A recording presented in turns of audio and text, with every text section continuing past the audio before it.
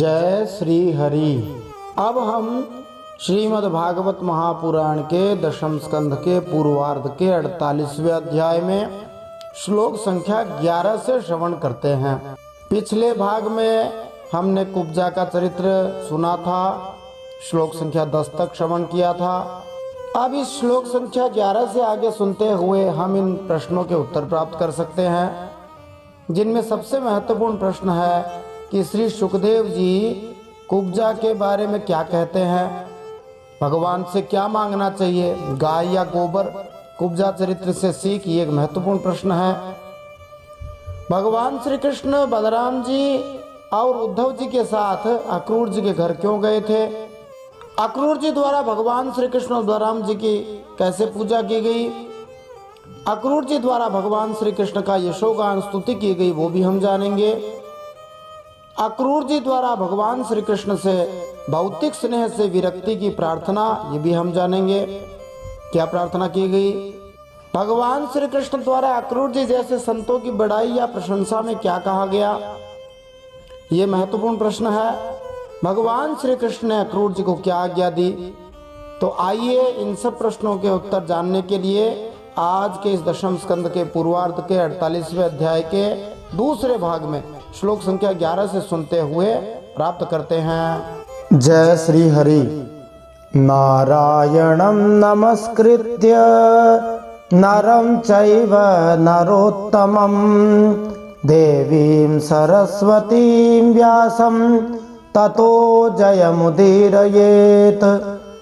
भगवान श्री नरनारायण को प्रणाम करते हुए श्री गणेश जी महाराज, माता सरस्वती, वेद व्यास भगवान को प्रणाम करते हुए हृदयाराध्य सर्वांतर्यामी, सबके हृदयों में विराजमान अनंत कोटि ब्रह्मांड नायक परात् परब्रह्म पुरुषोत्तम जगदाधार जगन्नियंता जगदीश्वर जगतगुरु जगन्नाथ भगवान श्री हरि के पवित्र चरणों में प्रणाम करते हुए, भगवत स्वरूप श्रीमद् भागवत महापुराण को प्रणाम करते हुए, श्री सुखदेव जी और परीक्षित महाराज को प्रणाम करते हुए, अनंत कोटि सब संत महात्मा वैष्णवों को प्रणाम करते हुए, भगवान श्री वृंदावन बिहारी को, श्री कृष्णचंद्र जी को प्रणाम करते हुए अब हम श्रीमद् भागवत महापुराण के दशम स्कंद के पूर्वार्ध में 48वां अध्याय सुनते हैं। इसमें हम भगवान का कुब्जा और अक्रूर जी के घर जाना, इन प्रसंगों का श्रवण करेंगे। भगवान कुब्जा के भी घर जाते हैं, अक्रूर जी के भी घर जाते हैं। भगवान तो सबके ही हैं, जितने प्यारे अक्रूर जी हैं उतनी ही प्यारी कुब्जा है। भगवान तो समदृष्टि वाले हैं, वे जाति पाति कुल धर्म बड़ाई इन सब चीजों को, ऊंची नीची चीजों को नहीं देखते, वे केवल भाव देखते हैं। श्रीमद् भागवत महापुराणम दशम स्कंध पूर्वार्ध अथाष्टचत्वारिंशोऽध्यायः। कुब्जा ने तो भगवान से और रहने का वरदान मांग लिया, परंतु भगवान का सौंदर्य आध्यात्मिक एवं विशुद्ध है। उनका मंतव्य त्रिविक्रा के साथ अपनी तृप्ति करना नहीं था, अपितु उसे शुद्ध भक्त बनाना था। सुखदेव जी महाराज कुब्जा को दुर्भगा कह रहे हैं, दुर्भाग्यशालिनी। अब आप स्वयं समझिए कि जब श्री सुखदेव जी महाराज कुब्जा के विरुद्ध बोल सकते थे कि यह दुर्भगा है, तो क्या गोपियों के विरुद्ध नहीं बोल सकते थे कि वे दुर्भगाएं हैं? परंतु नहीं, कुब्जा का जैसा संबंध था वैसा संबंध गोपियों का नहीं था। इसीलिए गोपियों की महिमा गान करते हुए श्री सुखदेव जी महाराज कहते हैं, दुराराध्यम समाराध्य विष्णुम सर्वेश्वरेश्वरम यो वृणीते मनोग्राह्य मसत्वात् कुमनीष्यसौ। भगवान ब्रह्मा आदि समस्त ईश्वरों के भी ईश्वर हैं, उनको प्रसन्न कर लेना भी जीव के लिए बहुत ही कठिन है। जो कोई उन्हें प्रसन्न करके उनसे विषय सुख मांगता है वह निश्चय ही दुर्बुद्धि है, क्योंकि वास्तव में विषय सुख अत्यंत तुच्छ है, मानी नहीं के बराबर है। तो मानो जो भगवान को पाकर भी उनसे शरीर भोग्य विषय मांगता है वह कुमनीषी है, उसकी बुद्धि खराब है। मतलब ये कि कुब्जा श्री कृष्ण से जैसा काम भोग चाहती थी वैसा काम भोग गोपियां नहीं चाहती थी। अगर गोपियां चाहती तो उनके विरुद्ध भी श्री सुखदेव जी महाराज टिप्पणी अवश्य करते। आचार्यों की टीकाओं से यह स्पष्ट है कि त्रिवक्रा की कथा को दो स्तरों पर समझना होगा। एक और भगवान की प्रत्यक्ष संगति एवं उनकी लीलाओं में भाग लेने के कारण वह मुक्तात्मा मानी जाती है, क्योंकि भगवान का दर्शन और संगति उच्च कोटि के भक्तों को ही मिल सकती है। दूसरी ओर उस कुब्जा का आचरण यह शिक्षा प्रदान करने के निमित्त प्रस्तुत हुआ है कि भगवान का साथ होने पर क्या नहीं करना चाहिए। चूंकि भगवान श्री कृष्ण की समस्त लीलाएं न केवल आनंदमय हैं अपितु उपदेशात्मक भी हैं, अतः इस लीला में कोई वास्तविक विरोध नहीं है। वास्तविक विरोध होता तो श्री सुखदेव जी व्यास जी इसका वर्णन ही नहीं करते, क्योंकि त्रिवक्रा की पवित्रता तथा उसका बुरा उदाहरण दो भिन्न स्तरों पर उपस्थित होते हैं। अर्जुन भी शुद्ध भक्त माना जाता है, उसके बाद भी प्रारंभ में युद्ध करने की भगवान श्री कृष्ण की आज्ञा का उल्लंघन करके उसने जो नहीं करना चाहिए था उसका उदाहरण प्रस्तुत किया। किंतु ऐसे बुरे उदाहरणों का अंत परम सत्य भगवान के आनंदमय सानिध्य में सदा सुखमय होता है। श्री सुखदेव जी कुब्जा के प्रसंग को संक्षेप में यही बताकर आगे अक्रूर जी का वर्णन करते हैं। भगवान श्री कृष्ण अक्रूर जी से मिलने गए, वो बताते हैं। अक्रूर भवनम कृष्ण सह रामोद्धव प्रभु किंचित चिकीर्षयन् प्रागा दक्रूर प्रिय काम्यया। फिर एक दिन सर्वशक्तिमान भगवान श्री कृष्ण बलराम जी और उद्धव जी के साथ अक्रूर जी की अभिलाषा पूर्ण करने और उनसे कुछ काम लेने के लिए उनके घर गए। सता नरवर श्रेष्ठ नाराद वीक्ष्य स्वबांधवान प्रत्युत्थाय प्रमुदितः परिष्वज्याभ्यनंद्यत। अक्रूर जी ने दूर से ही देख लिया कि हमारे परम बंधु मनुष्य लोग शिरोमणि भगवान श्री कृष्ण और बलराम जी आदि पधार रहे हैं। वे तुरंत उठकर आगे गए और आनंद से भरकर उनका अभिनंदन और आलिंगन किया। ननाम कृष्णम रामम च सतैरप्यभिवादितः पूजयामास विधिवत कृतासन परिग्रहान। अक्रूर जी ने भगवान श्री कृष्ण और बलराम जी को नमस्कार किया तथा उद्धव जी के साथ उन दोनों भाइयों ने भी उन्हें नमस्कार किया। जब सब लोग आराम से आसनों पर बैठ गए तब अक्रूर जी उन लोगों की विधिवत पूजा करने लगे। पादावने जनीरापोधारयन् शिरसा नृप हर्हणेनाम्बरैर्दिव्यैर्गन्धस्रग्भूषणोत्तमैः अर्चित्वा शिरसा नम्य पादावङ्कगतौ मृजन् प्रश्रयावनतो क्रूरः कृष्णरामावभाषत। अक्रूर जी ने पहले भगवान के चरण धोकर चरणों तक सिर पर धारण किया, फिर अनेकों प्रकार की पूजा सामग्री, दिव्य वस्त्र, गंध, माला और श्रेष्ठ आभूषणों से उनका पूजन किया। सिर झुकाकर उन्हें प्रणाम किया, उनके चरणों को अपने गोद में लेकर दबाने लगे। उसी समय अक्रूर जी ने विनयावत होकर भगवान श्री कृष्ण और बलराम जी से इस प्रकार कहा। दिष्ट्या पापो हतः कंसः सानुगो वामिदं कुलम भवद्भ्यामुद्धृतं कृच्छ्रात् दुरंताच्च समेधितम। हे भगवान, यह बड़े ही आनंद और सौभाग्य की बात है कि पापी कंस अपने अनुयायियों के सहित मारा गया। उसे मारकर आप दोनों ने यदुवंश को बहुत बड़े संकट से बचा लिया तथा उन्नत और समृद्ध भी किया है। युवाम प्रधान पुरुषौ जगद्धेतु जगन्मयौ भवद्भ्याम न विना किंचित परमस्ति न च परम। आप दोनों जगत के कारण और जगत रूप आदि पुरुष हैं। आपके अतिरिक्त और कोई वस्तु नहीं है, न तो कारण है और न तो कार्य है। आत्मसृष्टम इदम विश्व मन्वाविश्य स्वशक्तिभिः हीयते बहुधा ब्रह्मन् श्रुत प्रत्यक्ष गोचरम। हे परमात्मन, आपने ही अपनी शक्ति से इस संसार की रचना की है। आप ही अपनी काल माया आदि शक्तियों से इसमें प्रविष्ट होकर जितनी भी वस्तुएं देखी और सुनी जाती हैं उनके रूप में प्रतीत हो रहे हैं।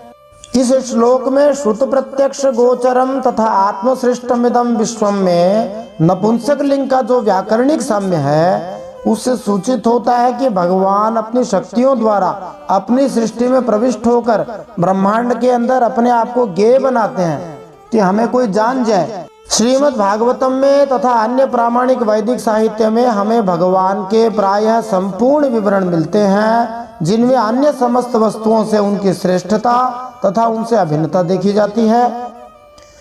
हम वैदिक साहित्य से यदि कोई निष्कर्ष निकाल सकते हैं तो वो यही है जिसका उपदेश श्री चैतन्य महाप्रभु ने दिया है। अचिंत्य भेदा भेद तत्व अर्थात परम सत्य हर वस्तु से बड़े तथा पृथक है, क्योंकि वे सर्वशक्तिमान सृष्टा तथा सबके नियंता है। उसी के साथ साथ हर वस्तु से एकाकार है, क्योंकि जो कुछ भी विद्यमान है वह उन भगवान की शक्ति का ही विस्तार है। हमें भी श्रीमद् भागवत महापुराण के इन समस्त अध्यायों में इस महान ग्रंथ की एक अद्वितीय साधारण विशेषता दिखती है। भगवान श्री कृष्ण चाहे गोपियों के पास संदेश भेज रहे हो या अक्रूर की प्रार्थना स्वीकार कर रहे हो, इन सब में निरंतर दार्शनिक बात चलती है। पूरे भागवत में मनोहारी लीलाओं के साथ आध्यात्मिक दर्शन का जो संगम मिलता है वह इसकी असामान्य विशेषता है। हमें भगवान तथा उनके मुक्त पार्षदों की आध्यात्मिक भावनाओं में झांकने की तथा उनका आस्वाद लेने की अनुमति मिली है। उसके पश्चात भी हमें बारंबार उनकी तात्विक स्थिति का स्मरण कराया जाता है, जिससे हम सस्ते मानववादी दृष्टिकोण में उलझ न जाएं।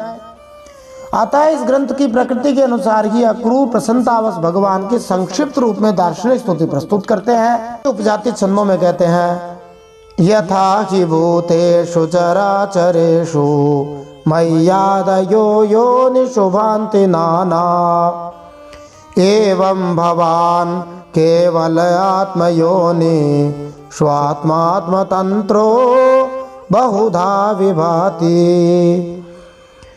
अक्रूर जी कहते जैसे पृथ्वी आदि कारण तत्वों से ही उनके कार्य स्थावर जंगम शरीर बनते हैं, वे उनमें अनुप्रविष्ट से होकर अनेक रूपों में प्रतीत होते हैं, परंतु वास्तव में वे कारण रूपी हैं। इसी तरह है तो केवल आप ही, परंतु अपने कार्य रूप जगत में स्वेच्छा से अनेक रूपों में प्रतीत होते हैं। यह भी आपकी एक लीला ही है। सृजस्यथोलुं पसिपासि विश्वं रजस्तमः सत्त्वगुणैः स्वशक्तिभिः न बध्यसे तद्गुणकर्मभिर्वा ज्ञानात्मनस्ते क्वच बंध हेतुः। अक्रूर जी कहते प्रभु आप रजोगुण से संसार की रचना करते हैं, सत्वगुण से संसार का पालन करते हैं, तमोगुण से संसार का संहार करते हैं, किंतु आप उन गुणों से अथवा उनके द्वारा होने वाले कर्मों से बंधन में नहीं पड़ते, क्योंकि आप शुद्ध ज्ञान स्वरूप हैं। ऐसी स्थिति में आपके लिए बंधन का कारण ही क्या हो सकता है। यहाँ आया हुआ वाक्य ज्ञानात्मनस्ते क्वच बंध हेतु अर्थात चूंकि आप ज्ञान से परिपूर्ण हैं, अतः आपके लिए बंधन का कारण क्या हो सकता है। यह स्पष्ट रूप से बतलाता है कि सर्वज्ञ भगवान कभी भी मोह में नहीं फंसते। अतः निर्विशेषवादियों का यह सिद्धांत कि हम सब भगवान हैं किंतु हम भूल गए हैं और अभी मोह में उलझे हुए हैं, इसका निराकरण भागवत के इन पृष्ठों में किया गया है। निस्संदेह जीव ईश्वर के समान नहीं हो सकता। ईश्वर तो ईश्वर ही है, जीव उनका केवल एक अंश जरूर है। इस नाते से समानता रखता है, वो भी भगवान की कृपा से उदारता से ही रखता है। फिर अक्रूर जी कहते हैं देहाद्युपाधेरनिरूपितत्वाद् भवो न साक्षात् न विदात्मनः स्यात् अतो न बन्धस्तव नैव मोक्षः स्यातां निकामस्त्वयि नो विवेकः। अक्रूर जी कहते हैं प्रभु स्वयं आत्मवस्तु में स्थूल देह सूक्ष्म देह आदि उपाधियां न होने के कारण न तो उसमें जन्म मृत्यु है न किसी प्रकार का भेदभाव है। यही कारण है कि न आप में बंधन है न मोक्ष है। आप में अपने अपने अभिप्राय के अनुसार बंधन या मोक्ष की जो कुछ कल्पना होती है उसका कारण केवल हमारा अविवेक ही है। यहाँ अक्रूर जी उन दो कारणों को बतलाते हैं जिससे श्री भगवान भौतिक स्वरूप से आच्छादित दिखते प्रतीत होते हैं या मनुष्य की तरह जन्म लेते प्रतीत होते हैं। पहला कारण, जब भगवान श्री कृष्ण अपनी लीलाएं संपन्न करते हैं तब उनके प्रेमी भक्त उन्हें अपने प्रिय पुत्र मित्र प्रेमी इत्यादि के रूप में मानते हैं। इस प्रेम विनिमय के आनंद के कारण ही वे भगवान श्री कृष्ण को ईश्वर नहीं मानते। उदाहरणार्थ भगवान श्री कृष्ण के प्रति असामान्य प्रेम के कारण ही माता यशोदा को चिंता होती है कि जंगल में भगवान श्री कृष्ण को चोट लग जाएगी। वे इस तरह इसलिए अनुभव करती हैं क्योंकि भगवान की ऐसी इच्छा होती है, जिसे यहाँ निकामः शब्द द्वारा संकेत किया गया है। दूसरा कारण जिससे श्री भगवान भौतिक प्रतीत होते हैं वह अविवेक शब्द से इंगित होता है। अज्ञान या अविवेक के कारण ही मनुष्य भगवान की स्थिति को ठीक से समझ नहीं पाता। श्रीमद् भागवतम के 11वें स्कंद में उद्धव जी से बातें करते हुए भगवान श्री कृष्ण विस्तार से बंधन तथा मोक्ष के परे अपनी दिव्य स्थिति की विवेचना करते हैं। जैसा कि वैदिक साहित्य में कहा गया है, देह देहि विभागोयम नेश्वरे विद्यते क्वचित। भगवान के शरीर तथा आत्मा में कभी कोई अंतर नहीं होता। दूसरे शब्दों में भगवान श्री कृष्ण का शरीर सनातन, आध्यात्मिक, सर्वज्ञ तथा समस्त आनंद का खजाना है। फिर अक्रूर जी कहते हैं, त्वयोदितोऽयं जगतो हिताय यदा यदा वेदपथः पुराणः बाध्येत पाखण्डपथैरसद्भिस्तदा भवान् स त्वगुणं बिभर्ति। अक्रूर जी कहते हैं, आपने जगत के कल्याण के लिए यह सनातन वेद मार्ग प्रकट किया है। जब जब इसे पाखंड पथ से चलने वाले दुष्टों के द्वारा क्षति पहुंचती है, तब तब आप शुद्ध सत्व में शरीर ग्रहण करते हैं। फिर अक्रूर जी वसंत तिलका छंद में भगवान की स्तुति करते हुए कहते हैं, सत्वं प्रबोध्य वसुदेवगृहेऽवतीर्णः स्वांशेन भारमपने तुमिहासि भूमेः अक्षौहिणी शतवधे न सुरेतरांश राज्ञाममुष्य च कुलस्य यशो वितन्वन्। अक्रूर जी कहते हैं, प्रभु वही आप इस समय अपने अंश श्री बलराम जी के साथ पृथ्वी का भार दूर करने के लिए यहाँ वसुदेव जी के घर अवतीर्ण हुए हैं। आप असुरों के अंश से उत्पन्न नाम मात्र के शासकों की 100 अक्षौहिणी सेना का संहार करेंगे और यदुवंश के यश का विस्तार करेंगे। इस श्लोक में सुरेतरांश राज्ञाम पद सूचित करता है कि भगवान श्री कृष्ण ने जिन असुर राजाओं का वध किया, वे वास्तव में देवताओं के शत्रुओं के अंश या अवतार थे। इस तथ्य की विस्तृत व्याख्या महाभारत में की गई है, जिससे असुर राजाओं की विशिष्ट पहचान उद्घाटित होती है। आद्येशनो वसतयः खलु भूरि भागा यः सर्वदेव पितृभू तनृदेव मूर्तिः यत्पादशौच सलिलं त्रिजगत् पुनाति सात्वं जगत् गुरुरधो क्षजया प्रविष्ट। अक्रूर जी स्तुति करते जा रहे हैं। स्तुति करते हुए कहते हैं, हे इंद्रियातीत परमात्मन, सारे देवता, पितर, भूतगण और राजा आपकी मूर्ति हैं। आपके चरणों की धोवन गंगा जी तीनों लोगों को पवित्र करती है। आप सारे जगत के एकमात्र पिता और शिक्षक हैं। वही आज आप हमारे घर पधारे, इसमें संदेह नहीं कि आज हमारे घर धन्य धन्य हो गए। उनके सौभाग्य की सीमा न रही। श्रीधर स्वामी जी ने अक्रूर की भावनाओं का निम्नलिखित शब्दों में बड़ा ही सुंदर विश्लेषण दिया है। अक्रूर जी ने कहा, प्रभु मैं यद्यपि गृहस्थ हूँ, किंतु आज यह मेरा घर उन जंगलों से भी ज्यादा पवित्र बन गया जहाँ मुनिगण तपस्या करते हैं। ऐसा क्यों भला? वह केवल इसलिए क्योंकि आपने मेरे घर में प्रवेश किया है। निस्संदेह आप उन देवों के साक्षात रूप हैं, जो गृहस्थों द्वारा घर में जीवों के प्रति न चाहने पर भी की हुई हिंसा का प्रायश्चित करने हेतु प्रतिदिन संपन्न किए जाने वाले 5 यज्ञों के अधिष्ठाता हैं। आप इन सृष्टियों की पृष्ठभूमि में आध्यात्मिक सत्य हैं और अब आप मेरे घर पधारे हैं। गृहस्थ के लिए जिन 5 यज्ञों के किए जाने का आदेश है, वे हैं वेदाध्ययन द्वारा ब्राह्मण का यज्ञ, पितृयज्ञ माने तर्पण, अपने भोजन का एक अंश अलग रखने से समस्त जीव यज्ञ हो जाता है, आतिथ्य द्वारा मनुष्य यज्ञ, अग्निहव्य द्वारा देव यज्ञ होता है। फिर अक्रूर जी कहते हैं, कह पंडिता स्वदपरम शरणं समीयाद भक्त प्रिया धृतगिरः सुहृदः कृतज्ञात् सर्वान् ददाति सुहृदो भजतो विकामा नात्मानमप्युपचया पचयौ न यस्य। हे प्रभु, आप प्रेमी भक्तों के परम प्रियतम सत्य वक्ता, अकारण हितु और कृतज्ञ हैं। थोड़ी सी सेवा को भी बहुत मानते हैं। भला ऐसा कौन बुद्धिमान मनुष्य है जो आपको छोड़कर किसी दूसरे की शरण में जाएगा। आप अपना भजन करने वाले प्रेमी भक्त की सभी अभिलाषाएं पूर्ण कर देते हैं, यहाँ तक कि जिसकी कभी क्षति और वृद्धि नहीं होती, जो एक रस है, अपने उस आत्मा का भी आप दान कर देते हैं। इस श्लोक में भगवान तथा उनके भक्त दोनों को ही सुहृद है अर्थात शुभ चिंतक कहा गया है। निस्संदेह इस संसार में दो ही लोग हैं जो सुहृद हैं। गोस्वामी तुलसीदास जी श्री रामचरितमानस उत्तरकांड 47 नंबर दोहे की चौपाई में कहते हैं, हे तो रहित जग जुग उपकारी, तुम तुम्हारे सेवक असुरारी। इस संसार में भगवान और भगवान के भक्त ये दो ही बिना कारण कृपा करने वाले हैं। जो बिना स्वार्थ के हित करे वो सुहृद कहलाता है।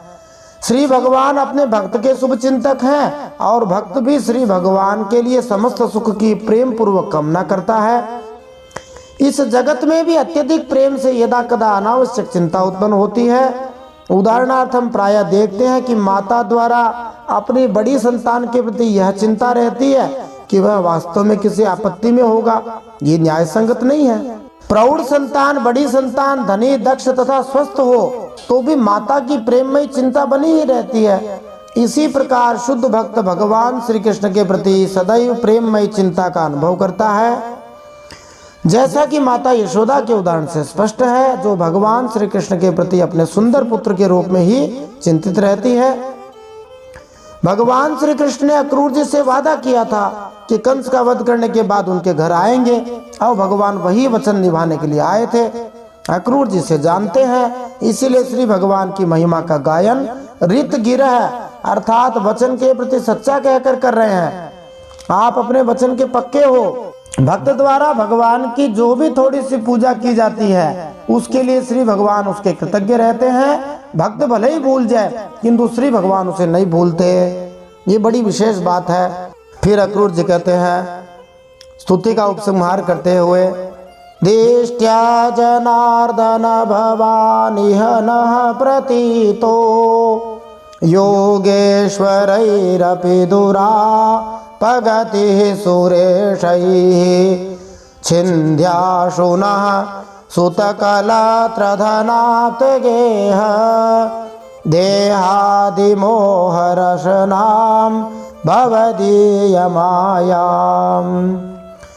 भक्तों के कष्ट मिटाने वाले और जन्म मृत्यु के बंधन से छुड़ाने वाले प्रभु, बड़े बड़े योगी राज और देवराज भी आपके स्वरूप को नहीं जान सकते, परंतु हमें आपका साक्षात दर्शन हो गया। यह कितने सौभाग्य की बात है। हे प्रभु, हम स्त्री पुत्र धन स्वजन गेह और देह आदि के मोह की रस्सी में बंधे हुए हैं।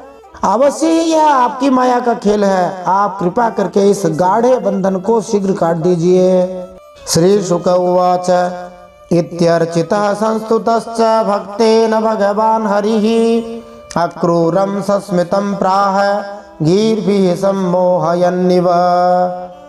सुखदेव जी कहते हैं, इस प्रकार भक्त अक्रूर जी ने भगवान श्री कृष्ण की अथवा भगवान हरि की पूजा और स्तुति की। इसके बाद भगवान श्री कृष्ण ने मुस्कुराकर अपनी मधुर वाणी से उन्हें मानो मोहित करते हुए इस प्रकार कहा। श्री भगवान उवाच त्वं नो गुरुः पितृभ्यश्च श्लाघ्यो बन्धुश्च नित्यदा वयं तु रक्षः पोष्याश्च अनुकंप्यः प्रजा इव। भगवान श्री कृष्ण का तात, आप हमारे गुरु, हितोपदेशक और चाचा है। हमारे वंश में अत्यंत प्रशंसनीय तथा हमारे सदा के हितैषी हैं। हम तो आपके बालक हैं और सदा ही आपकी रक्षा पालन और कृपा के पात्र हैं।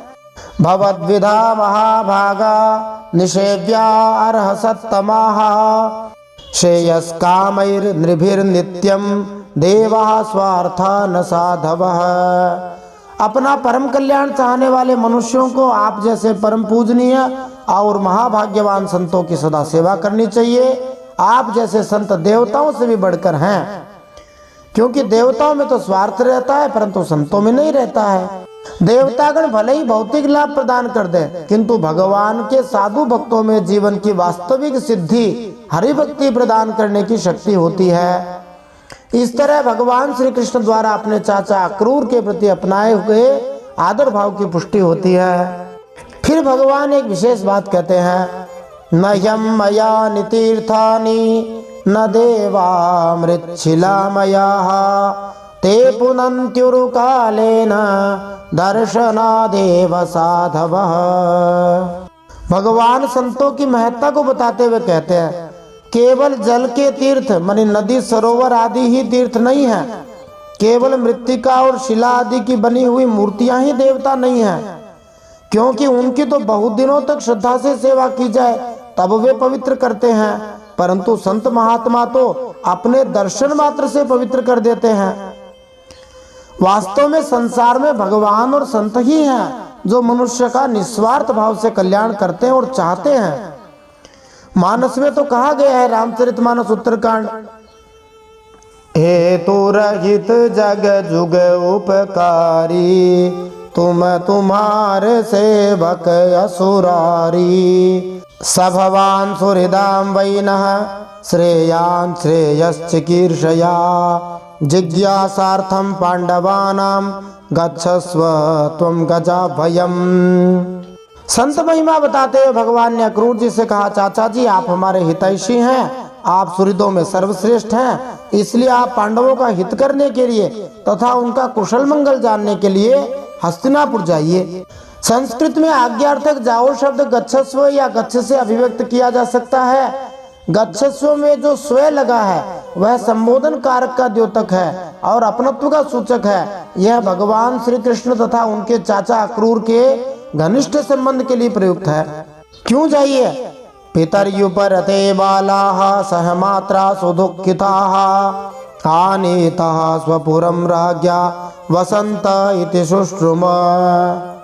हमने ऐसा सुना है कि राजा पांडु के मर जाने पर अपनी माता कुंती के साथ युधिष्ठिर महाराज आदि पांडव बड़े दुख में पड़ गए थे। अब राजा धृतराष्ट्र ने अपनी राजधानी हस्तिनापुर में ले आए हैं और वे वहीं रहते हैं। तेषु राजाम्बिका पुत्रो भ्रातृपुत्रेषु दीनधीः समो न वर्तते नूनम दुष्पुत्र वशगोन्धधृक्। आप जानते ही हैं कि राजा धृतराष्ट्र एक तो अंधे हैं, दूसरे उनमें मनोबल की भी कमी है। उनका पुत्र दुर्योधन बहुत दुष्ट है, उसके अधीन होने के कारण वे पांडवों के साथ अपने पुत्रों जैसा समान व्यवहार नहीं कर पाते।